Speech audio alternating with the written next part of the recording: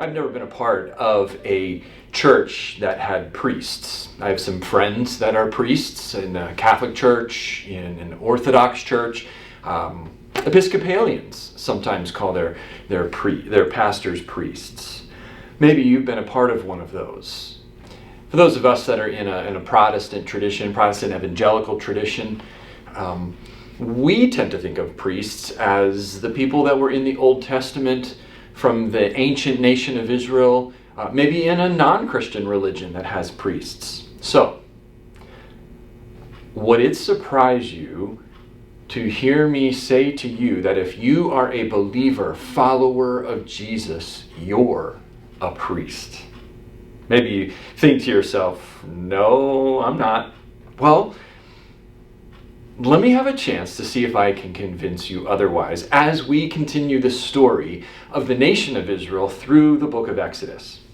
2 or 3 months have passed since God miraculously freed Israel from centuries of slavery in Egypt.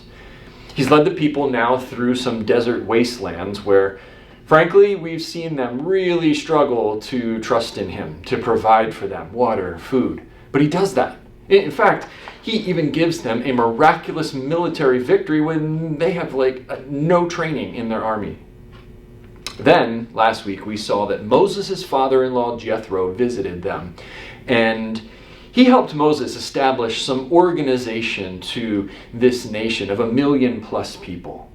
And that brings us now to Exodus chapter 19. And we learn that the people in their travels have now camped in the desert of Sinai. In fact, they've come to the foot of the mountain of Sinai. What we're going to learn is that the people, as they make their camp at Mount Sinai, they're going to be there for 2 years. Now, we don't read that in Exodus chapter 19. But this is a wonderful period of time for the people, as we're going to come to find out. There's no complaining. They're not worried about food and water. There's no mention of war in this 2-year period. Now, no doubt, I shouldn't say there's no complaining. We're going to see some significant issues from the people for sure.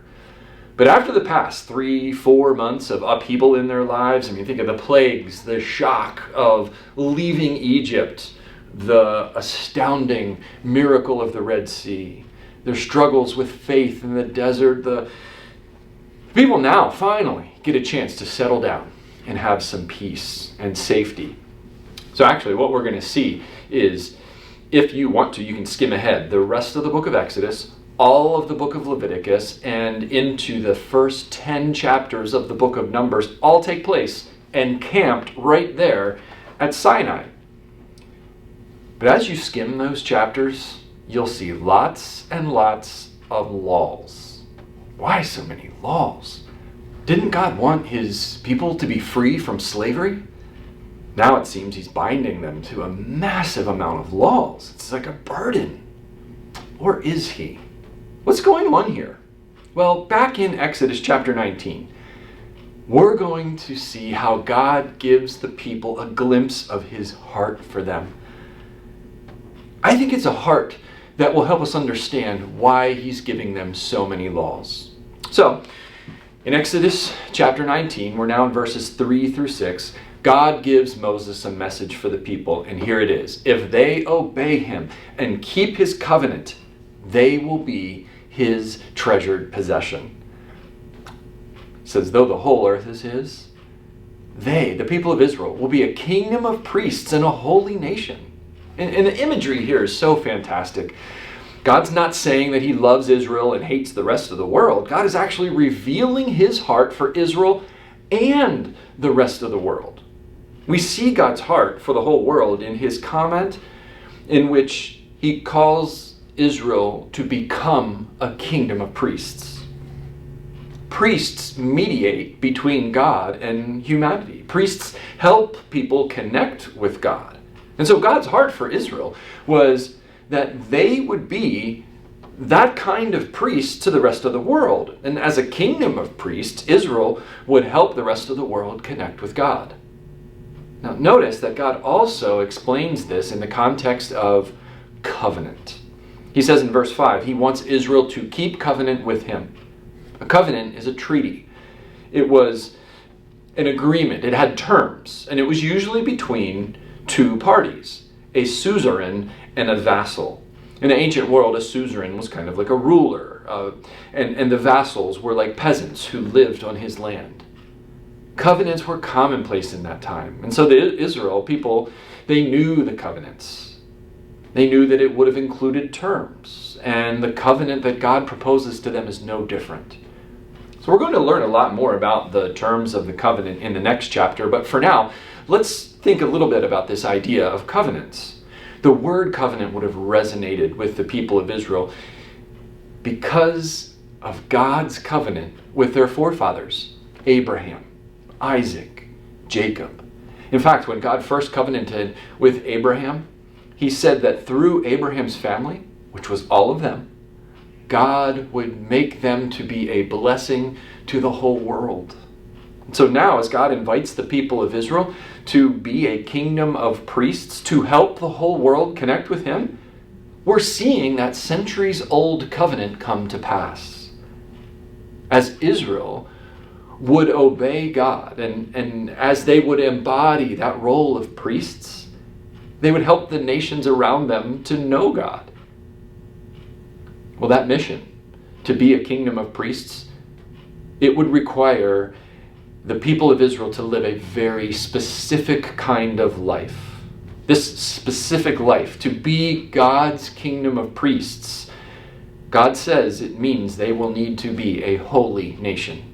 There's no surprise there, I'm sure, as priests are often considered to be holy people. I remember being in Jamaica one time as a man walked down the street, and one of my Jamaican friends said, "Oh, he's a holy man." And he was a holy man in the Rastafari religion. You could tell just by looking at him, the way he dressed, the way he looked, and so on.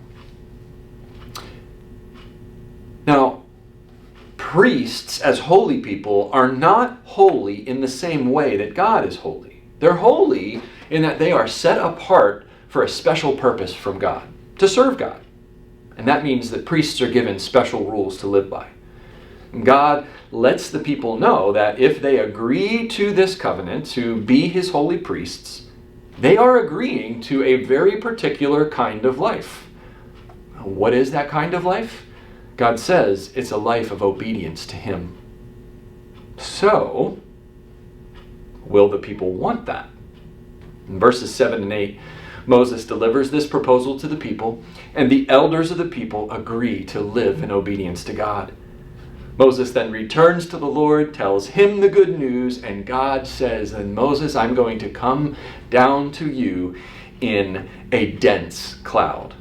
He's going to speak audibly to Moses, so all the people can hear it and put their trust in Moses and know that Moses is God's representative, God's appointed leader for them. But he gives Moses just a few basic instructions that the people will need to follow when God comes down and manifests himself in the cloud. Here's what God says. In 3 days' time, he's going to come down from the mountain in a cloud, and the people need to be prepared. They must not touch their feet upon the mountain. They can only hike up the mountain after they've heard the sound of a ram's horn. When I read that, I kind of thought about the Garden of Eden story in Genesis chapter 1. Remember, God had given Adam and Eve some basic guidelines. Do not eat of the tree of the knowledge of good and evil. They disobeyed that. Now, to the people of Israel, he just simply says, consecrate themselves, put on clean clothes, and don't touch the mountain. Now, there seems to be some symbolism intended in those instructions, because clean clothes do not make a person clean. Clean clothes do not consecrate us. But this small symbolic act of obedience could help the people see the importance of holiness before God. So will they obey where Adam and Eve failed? In verses 14 and 15, Moses leads the people in consecrating themselves. They wash their clothes. And then Moses takes it one step further. He says that he wants them to abstain from sexual relations.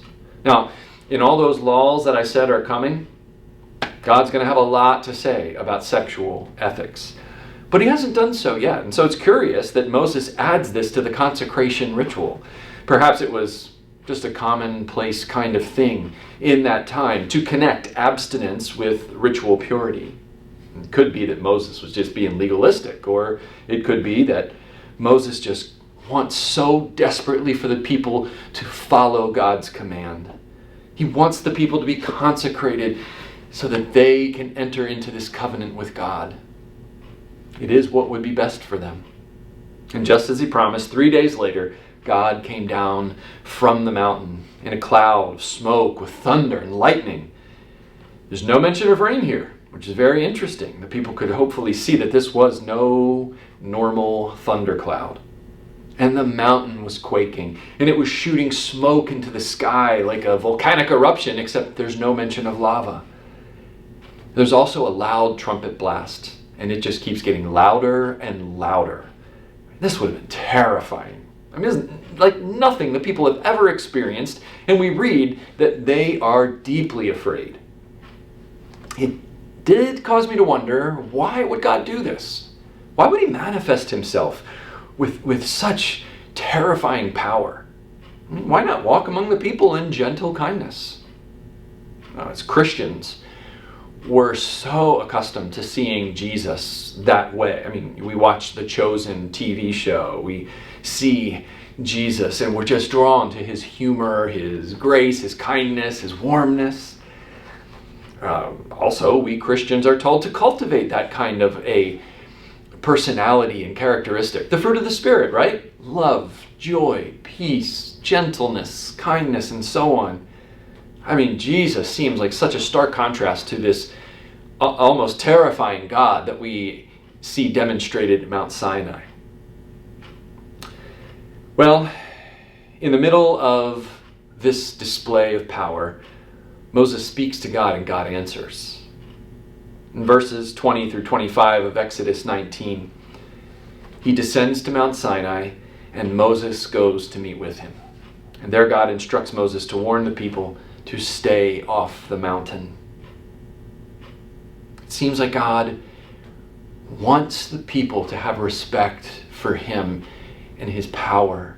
He wants the people to submit themselves to this kind of consecrated lifestyle before him.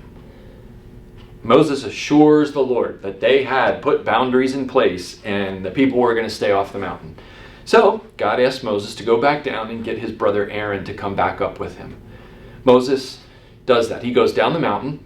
He reviews God's instructions with people to make sure that they stay off the mountain. And the chapter ends kind of on a cliffhanger. What happens next? Well, what happens next is just one of the most famous chapters in the entire Bible. And we're going to get to that next week. But for now, I want us to jump 1,500 years into the future and read something that the Apostle Peter, one of Jesus's 12 followers, something Peter wrote. Peter reflected on this idea that Israel was a kingdom of priests, a holy nation.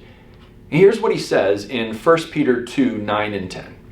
But you are a chosen people, a royal priesthood, a holy nation, a people belonging to God, that you may declare the praises of him who called you out of darkness into his wonderful light. Once you were not a people, but now you are the people of God. Once you had not received mercy, but now you have received mercy. You see what Peter's doing? He's taking that passage that we just read in Exodus 19 and co-opting it and using it in application for a whole different group of people.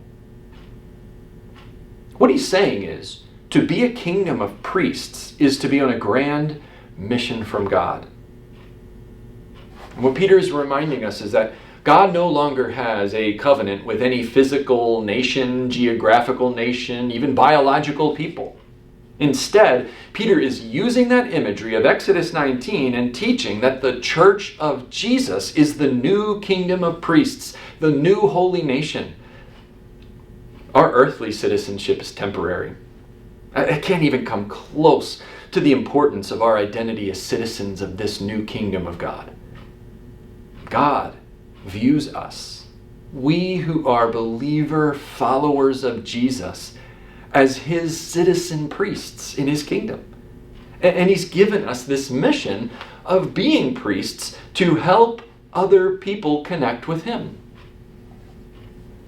There in Exodus chapter 19, the people of Israel, they were invited to embrace this new identity as priests by consecrating themselves through obedience to all of God's desires for them. And the same goes for us. The essential attitude of God's citizen priests is one of submission to his mission. We citizen priests are disciples of Jesus, on mission to invite others to become disciples of Jesus as well. We citizen priests share God's love through acts of mercy and justice, striving to bring God's flourishing life to people all around us. We citizen priests share the love of God as we tell the good news story of Jesus' victory over sin, death, and the devil. A victory that he wants all people to experience. We citizen priests walk in step with the Spirit so that he transforms our hearts and minds into people who are fertile ground where his fruit can flow from. So do you view yourself as a priest? Because God's priest is what you are. Maybe you're thinking, yeah, but I believe in Jesus, but I never signed up to be a priest. No, you didn't. At least not in so many words. But actually, when you become a follower, a believer in Jesus, that is what you became. All Christians, all disciples of Jesus are participants in the mission of his kingdom.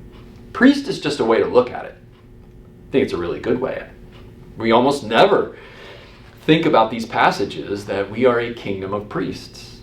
And yet here we see the metaphor, both in Exodus 19 and applied to the church in 1 Peter. The metaphor of the people of God as his priests. That metaphor does an excellent job of helping us understand our identity as his followers. So you're a priest. I encourage you to evaluate yourself. How are you doing in your role as God's priest? I'll be glad to talk about it. Feel free to comment below. Feel free to reach out. Let's talk about what it means to be God's priest.